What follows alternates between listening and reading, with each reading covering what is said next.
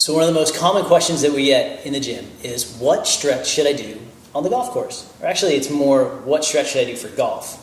And generally, it depends, but I think most people, from our experience here, most people would benefit from doing a half-kneeling hip flexor stretch.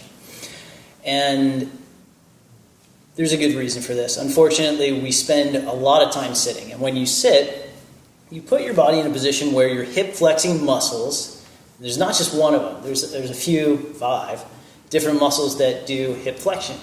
You know, bringing your knee closer to your chest, your thigh to your chest is flexing your hip. So there's your TFL, there's your iliacus, your rectus femoris, which is actually part of your quadriceps complex, and then there's your iliopsoas minor and iliopsoas major. And the one that everybody's always referring to as their hip flexor is usually the iliopsoas major. And when your hip flexors are shortened from sitting, you know, you sit a whole bunch, it's like a regular consistent input. Your brain says, okay, cool, body, you want me to do this, so I'm going to make these guys short, I'm going to turn off your glute, and we're going to be really efficient and good at sitting. Because the body's always seeking to be efficient.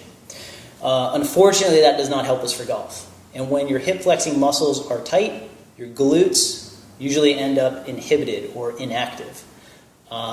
So a hip flexor stretch is a great way to open your hip, activate your glute, and take some pressure off of your lower back. And for a lot of people who have lower back discomfort, pain, tightness, whatever, this could be a way to find a little bit more, comfort while you're playing golf and take some of the pressure off your lower back. So it's easy to do, and it's going to start half kneeling. It's going to be a half kneeling position where you have a 90-degree angle in your down leg, 90 degrees here in your hip, and 90 degrees in your forward knee. And from here, you're going to squeeze your glute and push your hip forward.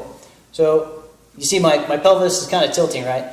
I'm not going for like a big tuck, like I'm trying to round my lower back, but I'm also not arching my lower back. I'm looking for kind of a neutral position.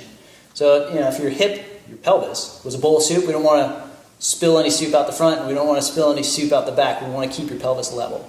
So glute contraction, push forward, hold for like a 3 count, and back off. You should feel stretch in the front of your hip. If your toes are tucked in the back and you squeeze your glute and push your hip forward, you might load a little more stretch into your quad. Both are good, but for our purposes, let's try and get more hip than quad. So flat toes in the back, please. And do like 5 reps. 5 reps on the right, 5 reps on the left, and, you know, move on. Maybe every 4 to 6 holds. And it's cool to do it before. It's great to do it after, but it's really inside of a round of golf where you can kind of keep your glutes working, your butt, open your hip, take some pressure off your lower back, use more force from the ground, and, you know, be more comfortable as you play. Take this into your daily life. Break up the sitting you do. Do this stretch kind of whenever you have a chance. Your body will pay you back for it.